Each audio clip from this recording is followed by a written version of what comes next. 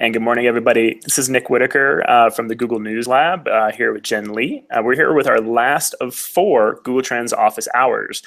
Today's a bit of a Q&A, so we're going to be taking a collection of questions that we got from the previous 3 sessions and delivering answers to those questions to you today, just in a consolidated form. We'll also be taking questions from the live audience, so if you have questions, make sure you add in your comments or questions into the Q&A app below or into the YouTube channel under the comments section.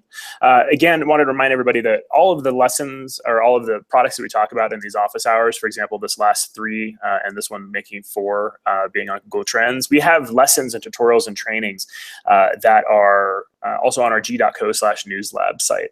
So if you want to learn more about these tools, if you want to get hands-on with them, if you want to take a few tutorials to get really sharp on how to use these tools, it's a really great resource to go to, g.co/newslab. And there's also a Trends tab or a data tab there where you can find a lot more information about Google Trends and a link off to useful resources, many of which we've actually mentioned in these office hours. Again, any links or references that we talk about today during the office hour we'll have in the comments section below afterwards. So feel free to check that out. But without any further ado, Jen, let's get to it. So I think that over the last several sessions, we had a pretty good scope of what's possible with trends. We talked a little bit about data visualization. We talked with Alberto Cairo and Frank Bai about how to use trends in relationship to creating really elegant data visualizations, some things to look for, some things to watch out for. What other questions did we get throughout the last couple of weeks? And I think in a very high level, maybe some information around just what is Google Trends in general. Yeah, I think that's a perfect question. I think that's one that I get quite often, just what is Google data and what does Google Trends data look like? I think to understand Google data, it's good to understand how we're actually getting data in the first place. And so one of the important things about all of our data and the search data in of itself is that for any search result, we first anonymize the search results. And so for a given search, we don't know if it's a female or male searching for that, if it's someone between the ages of 20 to 30 that are searching versus 50 to 60. And so for all searches, we first anonymize any given search term. For a specific search term, we then categorize it. So if you're searching, let's say, Serena Williams' age, that we know then that search is relevant to Serena Williams as a topic. So we categorize any type of search to the topic that it's related to through this Google technology called the Knowledge Graph. What the Knowledge Graph does is it really looks at all the different ways that we might search for a topic. So let's say you're searching for Lincoln the car. You might search for Lincoln car prices, Lincoln dealership locations, versus if you're searching for Lincoln, the previous US president, you might be searching for Lincoln history or Lincoln so on. But the idea is that we are really looking at, I obviously don't know my history. So what we're doing is that we're categorizing our searches based on all the different ways that you might search for a topic. And so we're mapping every single search term to this topic so that we can have them categorized. The final thing we do is that we get asked quite often with Google Trends data is if we're looking at single searches. And the idea is that we're actually aggregating our data. So we are combining our searches so that we're not looking at any one specific search. Our data is aggregated in a way that we might be looking at all of the searches in San Francisco in the last 10 minutes, or all of the searches in a city in Indonesia in 2012. But we don't look at just one single search. So by aggregating our data in this way, we are able to make really strong insights by seeing how several different people are searching rather than just the single. So let's talk a little bit about that last piece. And I think the anonymized content makes a lot of sense. Like people, if you're doing a search online, Google is going to be able to say oh, Jen Lee, you were searching for that on Thursday. And the categorize, we were talking a little bit about that, kind of being tied to the knowledge graph. And there's a very large collection of different categories that the knowledge graph kind of identifies: different objects, people, places, things, buckets them into different groups, and it makes it easy for people to kind of surface that data by providing those categorizations. As far as the aggregated, let's dig into that a little bit more, because I think that can sometimes be a little bit confusing to people. So if I did a search for, we'll use your example earlier, Lincoln. If I was looking for Lincoln, but I didn't type in President Lincoln, I didn't type in Lincoln Town Car, I just typed in Lincoln. Will I get the same results or similar results that somebody else would get if they typed in, Lincoln Town Car or Lincoln Car or Lincoln President? So on google.com, you'd probably get different results by searching for just Lincoln versus Lincoln Car versus Lincoln President.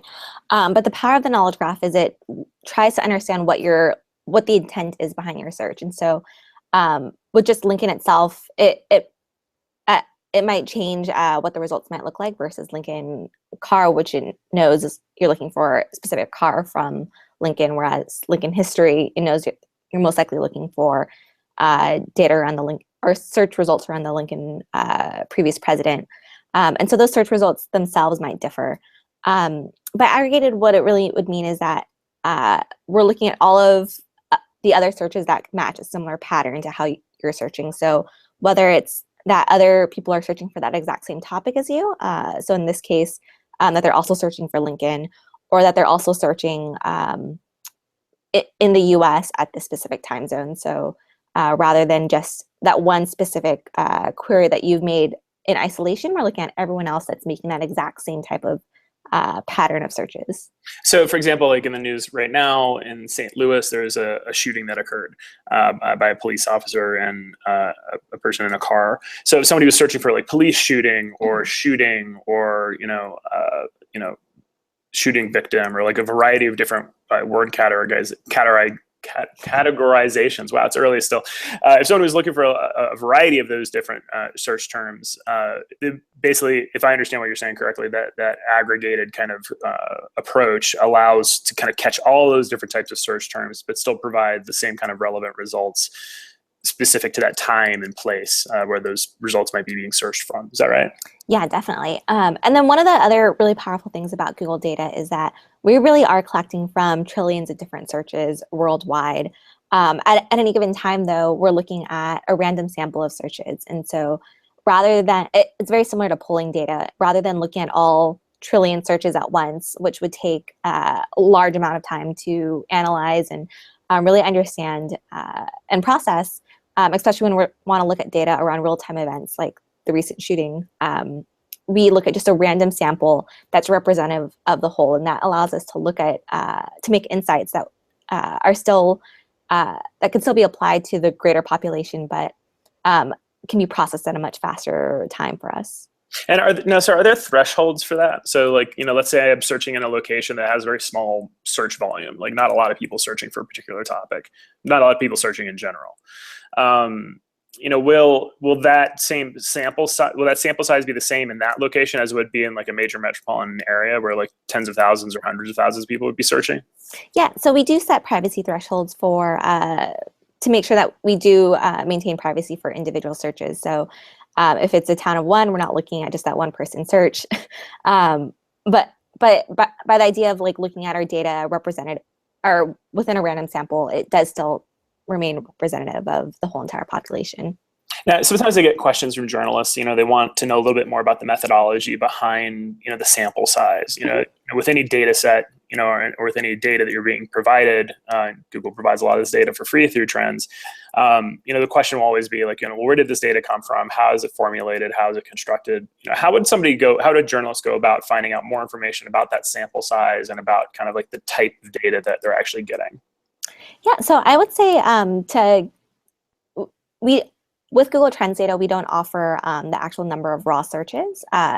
So we wouldn't be able to actually get an idea of how many people are actually searching for that topic or how big that sample is. But by understanding the greater shifts in the search, so if you're seeing an increase in search interest or a decrease in search interest, I think that would be the best way to get an understanding of what the overall pattern might be. Got it. Now, as far as like real-time versus non-real-time data, beforehand, it was about 6 months ago or a little bit later than that. Google Trends didn't really have the ability to be like up to the minute. There was like a time delay or a lag, and when somebody was doing a search, and like when you could actually get information about those types of searches. Is that still the case these days, or like how is that data actually being provided now? Yeah, so Google Trends actually had its relaunch 1-year birthday just recently. So it was actually just a year ago that our data did have this lag that you mentioned. So previously, our data showed any results from 2004 up until the last 36 hours on our Google Trends website. With last year's relaunch, our big update to Google Trends, based on a lot of different feedback we heard from journalists, was to actually show data up fresh as of the last 3 to 5 minutes. And so now we have real-time data up to the last 3 to 5 minutes.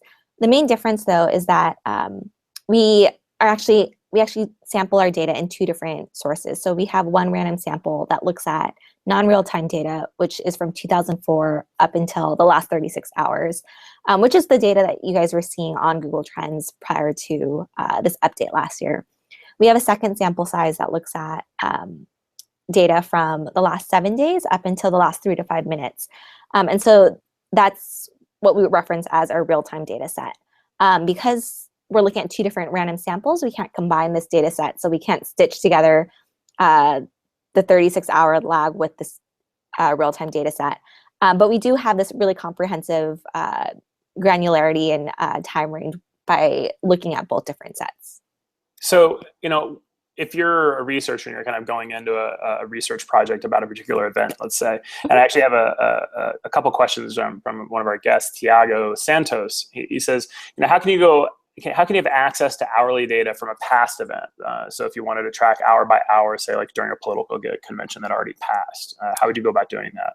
Yeah, so for hourly data, one of the problems with hourly data is that that data is so large for us that putting all of that hourly data for something like 2012 or 2015 would really be too difficult for us to process on our website. You can access hourly data and up to minute data on our front end if we're looking at real-time data, so anytime within the last 7 days. When you go back to our non-real-time data, so anything prior to the last 36 hours up till 2004, this data set is by day instead. So those are the limitations of having our data in 2 different data sources. So those 2 data sets are very, very separate in that sense. So if I wanted to go back and kind of track a historical event, the most granular I could get in that instance would be by day. Is that right? Yes, that's correct. Okay. And then Tiago also asks, what's the method to refine trends results by category? We were talking about categories earlier, and like, let's say I go into Google Trends and I want to narrow it to a specific category, like, I don't know, like sports or automotive or, entertainment. Well, I guess, first of all, what are those categories and how do you actually go about doing that? Yeah, so let me actually share my screen in this case. It might be the best way. Cool. So one of the things that we, actually, let me just put in a topic. So one of the things that political categories really helped us with recently was during Brexit. And so if we actually put in leave as one search term and remain as the second. Actually, we have a different tab that you're sharing there. Oh, it's not showing. Yeah. Let me.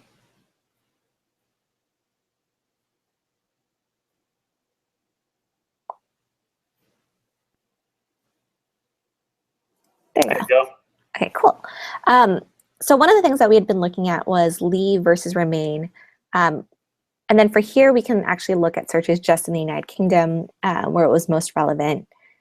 And we can look at searches in the last 7 days.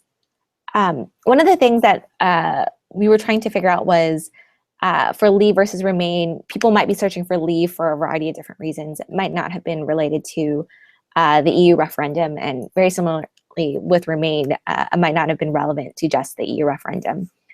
So one of the powerful things about Google Trends is we also have this category topic at the very top, which can look at searches for just one specific category or vertical. So in this case, we filtered all of our search results to look at searches just within politics. So if you go to news and drill down into there, we have politics. And I think we actually looked at campaign and elections, if I recall correctly. And from here, you were able to see that the comparison between leave versus remain were a lot closer.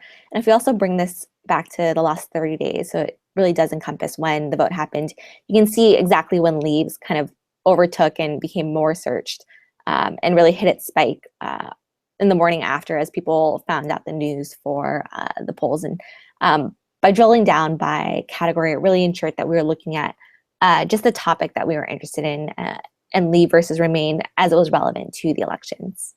Now, is there any value to, like, let's say we've just done this particular example, like comparing this against like a general search, a non-categorized search? Yeah, so one of the things that's really powerful for Google search data, and one thing that we've seen from a lot of different outlets is doing a comparison for a topic versus a really general keyword or a really popular phrase that they know is online to get a sense of how big a search term might be. So let's say we did say David Beckham. This will really give a sense of just how large people are searching Lee versus Remain versus David Beckham. One thing to note is we still are looking at campaign elections as a category. So if I look at all categories now, so that we're not filtering any of our search data by any given topic, you can still see how large Lee was in comparison to just a celebrity like David Beckham. And if we go back to maybe a little bit even further even, you can see that Leave is always, since the beginning of the campaign, it was more searched.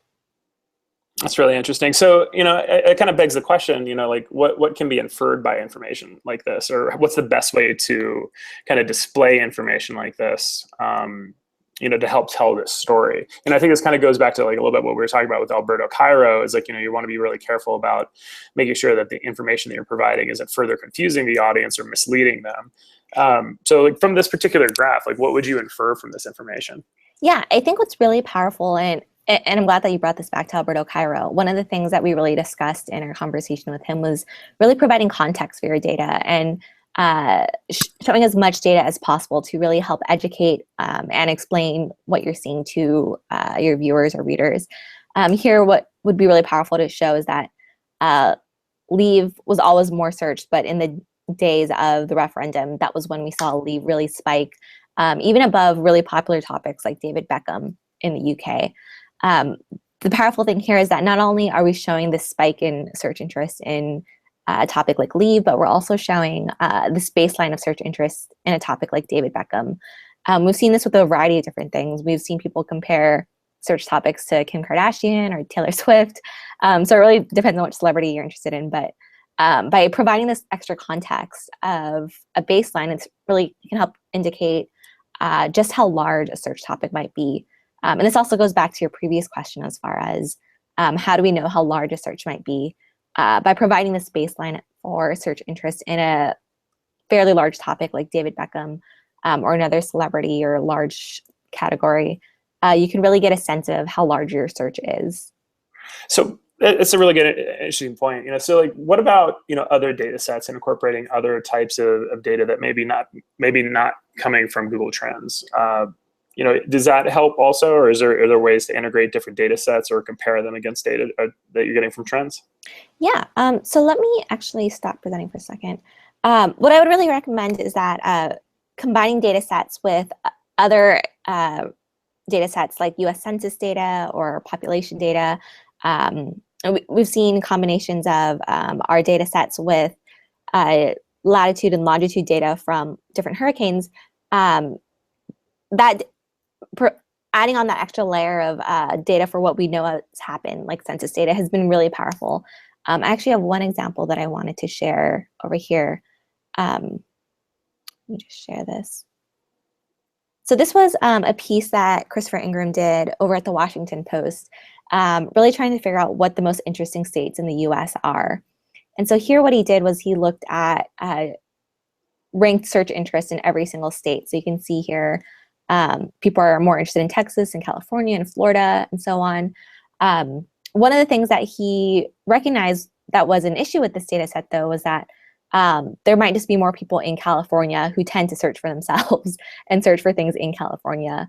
And so to make sure that he was normalizing the data just by population for people that are in California versus Texas, what he did was he did a comparison of search interest versus actual population data in every single state. And this would help tell him which states are overperforming, so which states have more search interest despite their population versus less search interest with large populations. And you can see here, Alaska has a lot more search interest than the people that are in that country or in that state. And so you can see also this trend line that just gives you a sense of if they're over or underperforming. So combining Google data with US Census data, we've seen has been very popular and successful. The one thing we'd caution against is combining Google data with other data sets that are also from Google that might have different methodologies or that might have different nuances. So an example of that is with AdWords data. AdWords was designed for advertisers that might be using AdWords. And it's also was designed for more monthly average search interest, whereas Google Trends, as I mentioned, we relaunched just last year, really with the intent of how a journalist might use our data set. So making sure our data was as real time and as granular as possible. And so as much as possible, we'd really recommend leveraging additional sources outside of Google data. So US Census, population, longitude and latitude, et cetera. Okay, great. I got another question from Tiago Santos. It looks like he's still having a little bit more clarification could be helpful around that categorization. He said he is actually looking at Brexit data. I think he was using the exact example that we were just talking about. He says he doesn't quite understand how we did the categorization he says from the exit pages after the search. So I'm not exactly sure what he's referencing there, but maybe we can kind of like re-explain a little bit about the categorizations element. Yeah, so this kind of goes back to how we mentioned that when we first look at Google searches, we map it and excuse me, to understand what the category or what the intent is behind a search. So we do this on two different layers. Let me just present my screen one more time. So we do this on two layers. Let me just start with a new topic. So going back to our Lincoln example earlier, if we just look at worldwide, actually this might be more relevant to the US. If we're looking at searches for Lincoln the president versus Lincoln the car, if you type in Lincoln right away, you'll see that there's this topic here for Abraham Lincoln, 16th US president. So this would be looking at searches around the previous president. And then if we do another one, so Lincoln car, we have Lincoln Motor Company. So you can see here the categorization for this is luxury vehicles. And so when we're first looking at a search term, we're looking at everything that's related to that specific category. So if we look at the bottom, you can see that the related searches for Abraham Lincoln are Abraham, Lincoln, Abraham, the Abraham Lincoln. Whereas for Lincoln Motor Company, the top searches are Ford Lincoln, Lincoln car, and so on. And so on the one end, we're categorizing searches by just what topic they might be related to. So are they related to the car company, or is the search related to the previous president? Another layer of how we categorize our data isn't just what topic it's relevant to, but also what type of search they're making. So they might be making a search for Abraham Lincoln around the history, whereas for Lincoln Motor Company, that search might be related to shopping or something around like purchasing.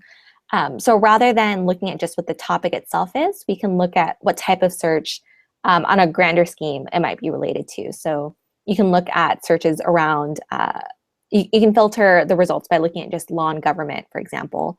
And supposing here, Abraham Lincoln is still more searched.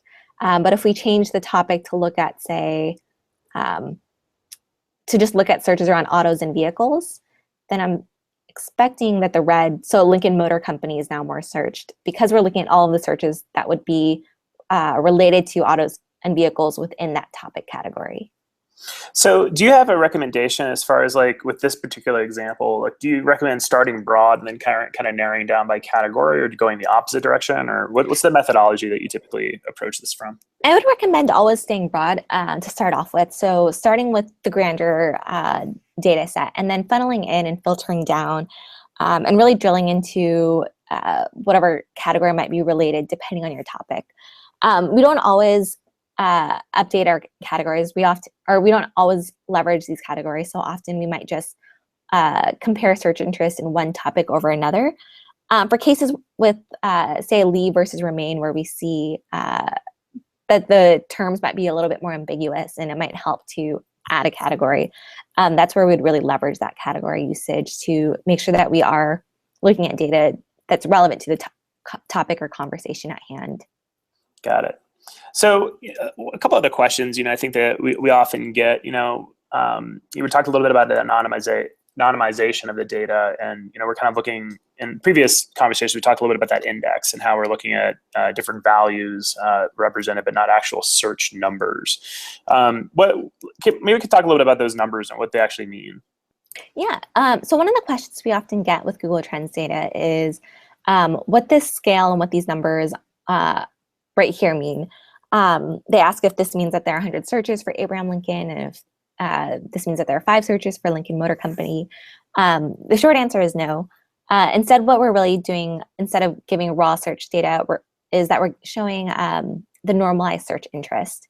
And so the idea is that for any given search, sorry about that, for any given search, we are looking at the search interest in Abraham Lincoln on April 14th, 2016, as a percentage of all searches on Google on that same exact day, and also in the US. Similarly, we're looking at all of the searches for Lincoln Motor Company as a proportion of all of the searches in the US on that exact same day.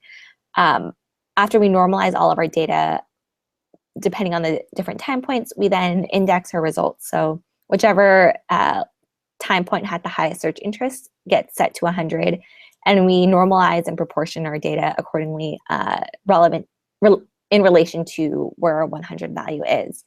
One of the biggest reasons, a lot of people ask why we don't actually show our raw search values on this graph, and the biggest reason is that if we were to show raw search values here, we would see often just a general increase of all searches over time. We're seeing that more people are searching on Google now than they were in 2004 or now versus a year ago. And so because of that, we can't really get deeper insights into what the pattern of search interest might be if it's also being convoluted by just the number of people who might be on Google at a given time. And so all of our data is normalized and indexed so that we can get deeper insights into the patterns of how people are searching day to day or month to month. And do you see, like, over time, like if I were to do a search for the same topic, Abraham Lincoln or Lincoln Motor Company, and I did that search like a year ago, overall, would I have the same general index of searches there, or would like the values be the same, or do they change over time? Yeah, that's a really good question. So one thing that's really important, as we mentioned, is just the context of our data. Right now, we're indexing our data to just the last the last 90 days. So we're seeing that the max interest was in just April 14th, 2016. If we reset this to, let's say, 2004 to present, we'll have a much different version of this graph. So we'll see now that the highest point was in, looks like, February 2009, rather than earlier when we were seeing that the highest search interest was in April. The reason that this graph shifted so much is 2 reasons. One is that we are now normalizing and indexing since 2004. And so wherever the largest proportion of search interest in Abraham Lincoln was since 2004, that point is now being set to 100, and everything is being set relative to that. Another distinction that's really important to make is that here at 2004 to present, our data is now being shown by month, whereas before we were showing our data by day. And so this can also affect where you might see the highest point might be, depending on the time frame that you choose in this toggle up here. And it's actually really interesting. I'm just looking at the data that we're pulling up here. It looks like there's a spike, around 2012 for Lincoln Motor Company, but there's these seasonal dips that are going for Abraham Lincoln. Yeah. Just using your best judgment, kind of looking at data like this all the time, like what do you think would be like the causes for seasonal changes for a search like Abraham Lincoln? Yeah, what we see often for more like school type topics is we often see these seasonal search interest during the school year, and often as people are taking finals or exams. So you can see here it looks like the spike might be I think his birthday or one of the holidays for Abraham Lincoln, President's Day or something, is in February. But then you also see that it kind of drops down in the summertime when people might not be in school. What's interesting about this spike here is often we might see data on our end, and want to investigate why a spike might have happened without really knowing the context of, we might not, in this case, we actually don't know on the top of our head why Lincoln Motor Company might have spiked in November 2012. So what I often do to kind of get to get better data as far as why search interest might have spiked is I'll actually filter down and look at just that month or the month surrounding it. So if I look at, let's say, October to December of 2012, we should still see that general increase for Lincoln Motor Company. So we can see that it increased over just a couple of days, looks like every Saturday for a month. But if you scroll down at the bottom, you can also look at Lincoln Motor Company and get a sense of the actual search terms. So it looks like actually the movie was being searched for, which led to people searching for the car company itself. So that's an interesting insight, that searches for the movie actually led to searches for the car. Very cool. So, one of the other things that, that Umberto Kai was talking about previously was like this idea of interrogating data and asking it questions, and I think this is a really good example of that, where it's like you might come across a particular data set or a data point, not 100% sure what it might mean or what might be going on, but like through that methodology that you just used, you can really start teasing out more information about what might have been going on in that period in time and in that place in the world. Yeah, I think one thing that I've often found when I'm looking at Google data is that I'm constantly being surprised by the results, and whether it's that a search interest for a specific topic is increasing or that a specific city has the highest search interest in a topic. I think when you come to this data, when you first work with a data set, you want to be able to ask of it a lot of different questions, and you want to be able to look at it from a lot of different angles. So whether we're looking at it from interest over time versus regional interests, you really want to get this 360-degree image of what the patterns are for that data set, and constantly ask different questions to make sure you understand it. So in this case, that was a perfect question to lead into by first asking why Lincoln Motor Company had spiked in 2012 and why that pattern earlier that we're seeing was different just within the month of November 2012. And again, also that regional or that seasonal search interest for Abraham Lincoln and why that might have happened. So by looking at the specific related searches, we could get a deeper sense of why that was happening and what people were thinking or searching for during those time periods. Got it. So do you have any other examples of like, spikes in data or any other types of things like that might pop up in real life searches that, we could kind of point to? Yeah, let me just pull up this in 1 second. Let's see.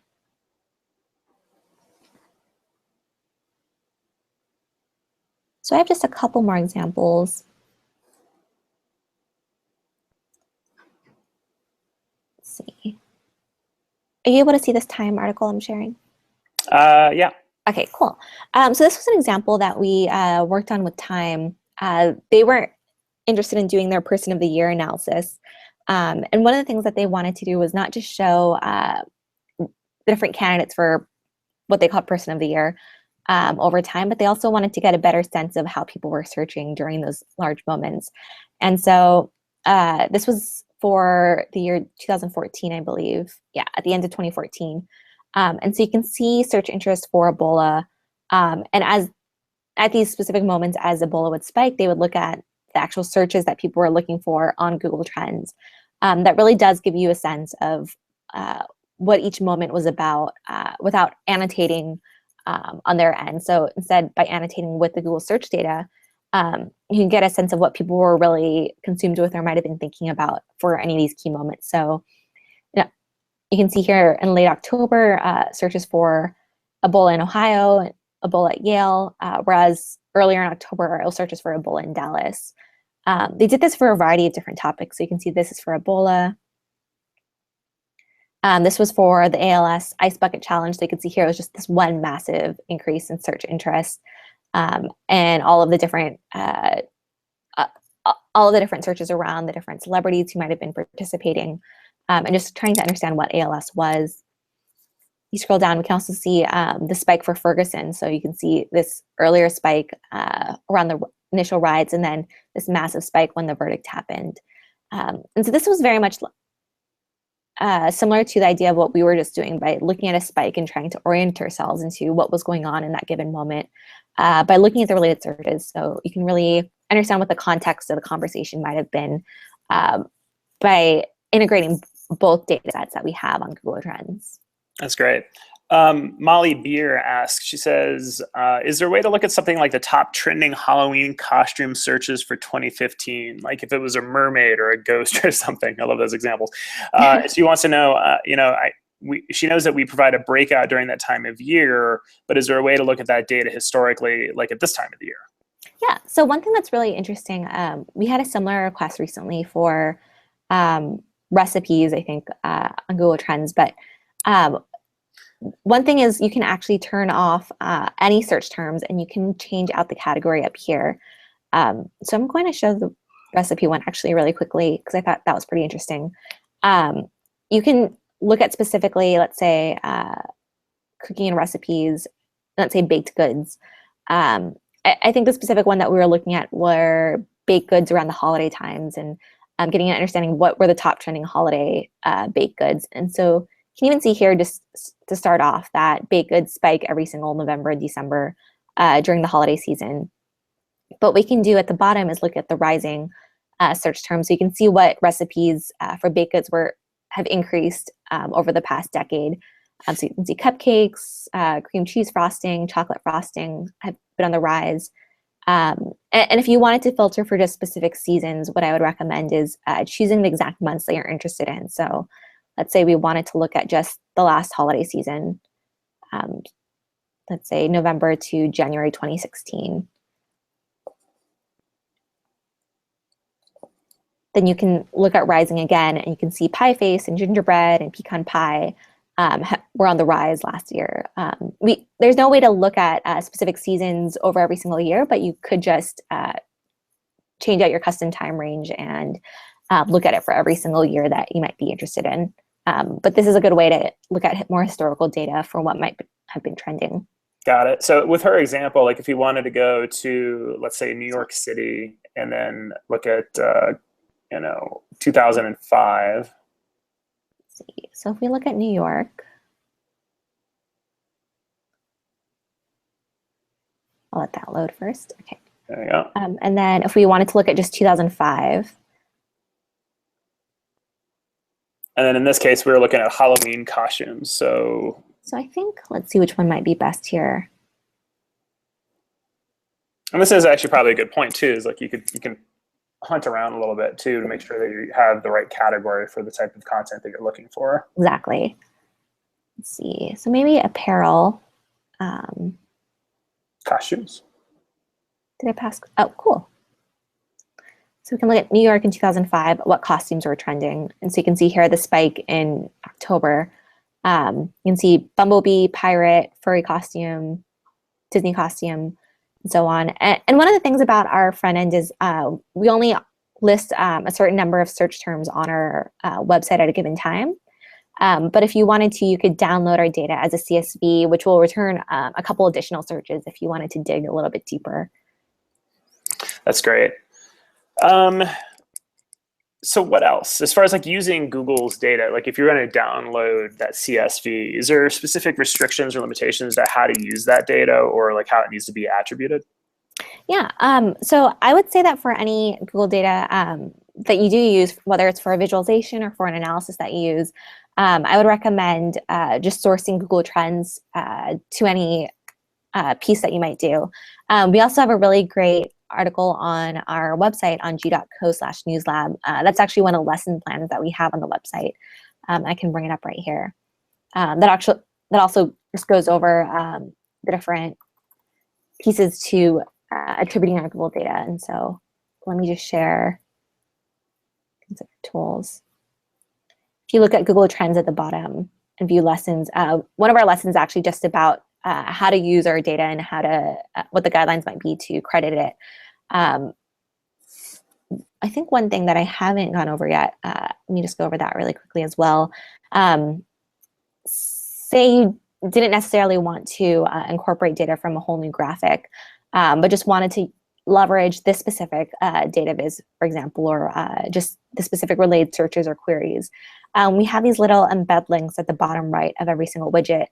And you could copy, excuse me, this little snippet right here, this HTML snippet onto your page. And this will embed the chart right onto your website so that it can, or onto your articles so that the data would update live as there's additional content or data being added.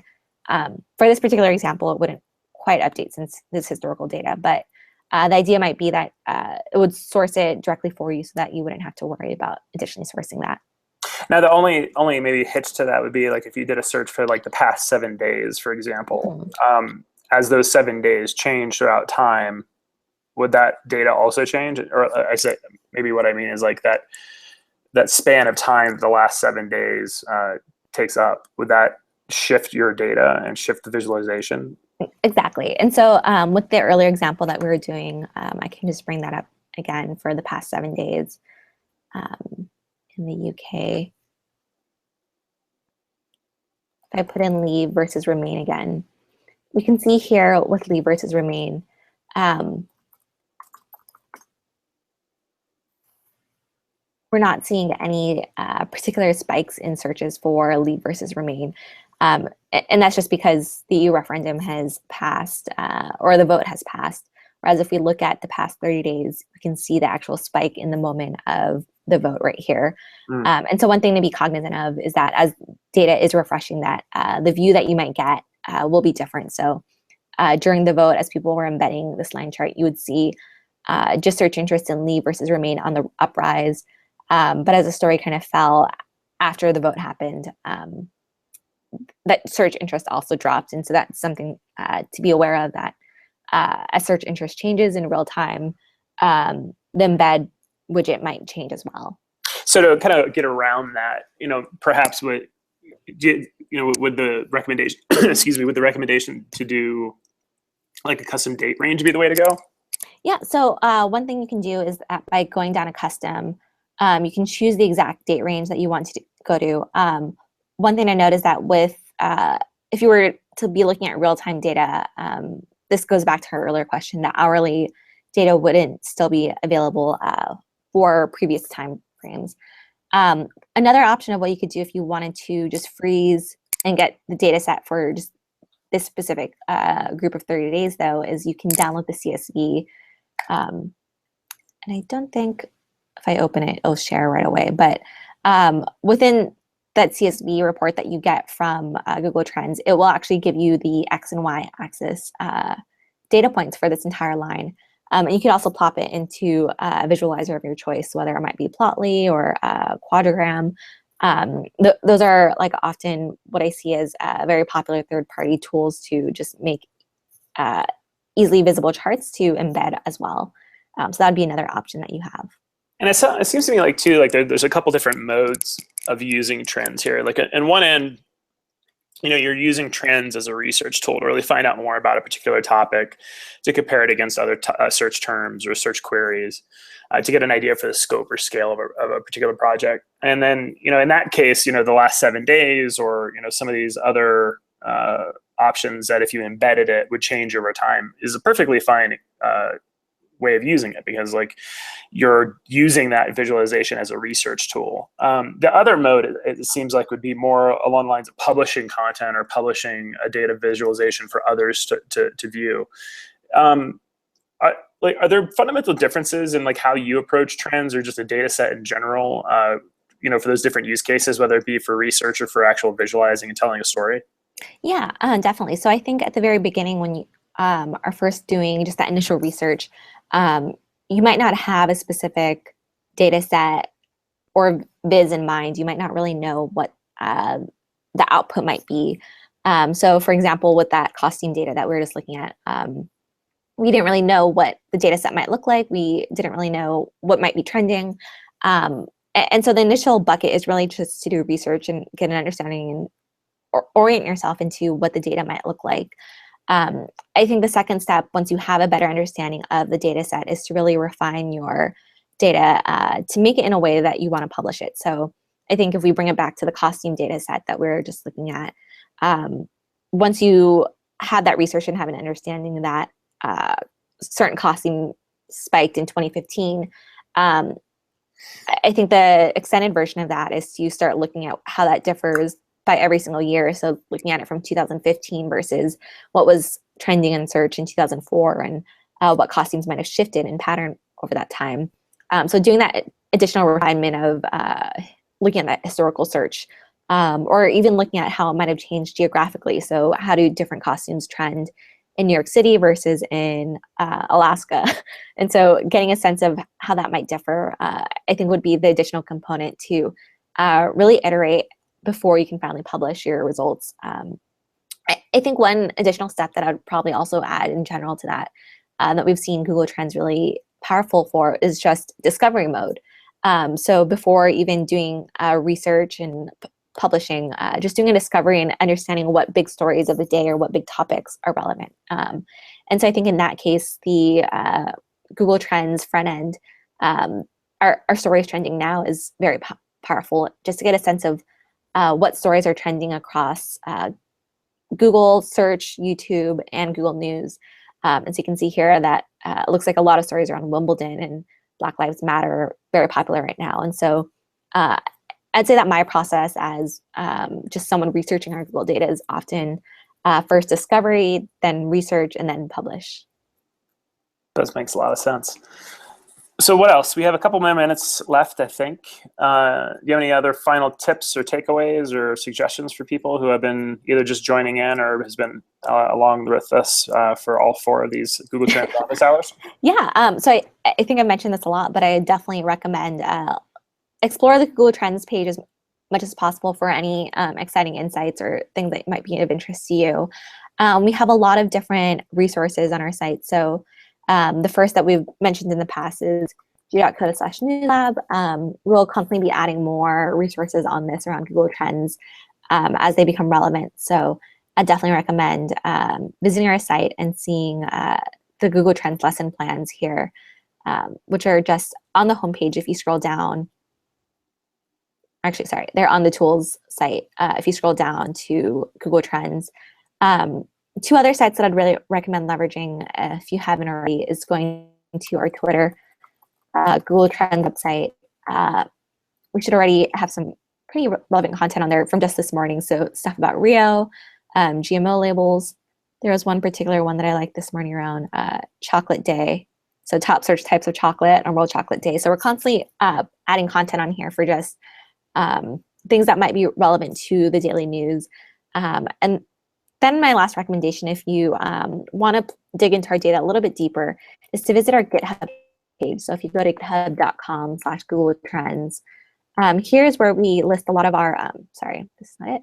It's googletrends.github.io/data, actually. Sorry about that.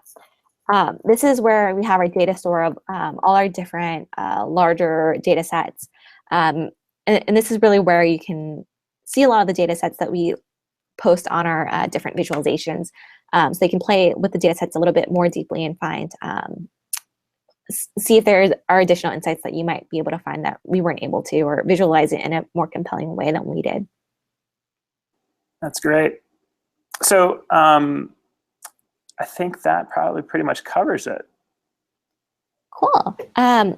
So yeah, definitely follow us on Twitter, check out our lesson plans. And if you ever have questions about Google Trends or find a really cool example of Google Trends that you were able to dig through, like definitely tweet out to @Google Trends on Twitter. Our whole entire team monitors the Twitter social handle, and so we'll definitely be able to see it. That's great. And again, just as a reminder to everybody, this is an ongoing series of office hours that we're going to be having every week with a variety of different product experts, both internal at Google and external from other places. Jen, thank you so much. You've been absolutely amazing for the last 4 weeks. We covered a lot of ground, I believe. And if anybody has additional questions, what's the easiest way for people to reach out to get answers for those?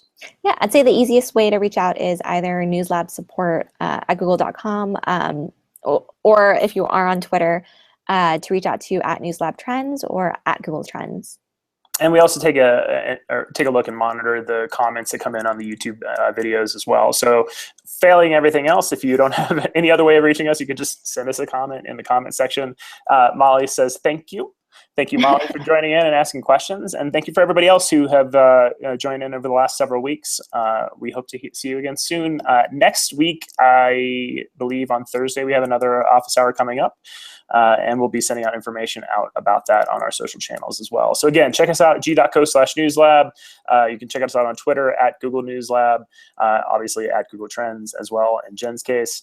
And if you have additional interest around topics that we haven't covered yet, let us know. We're really interested in hearing from you to let us know exactly what topics you're interested in hearing about.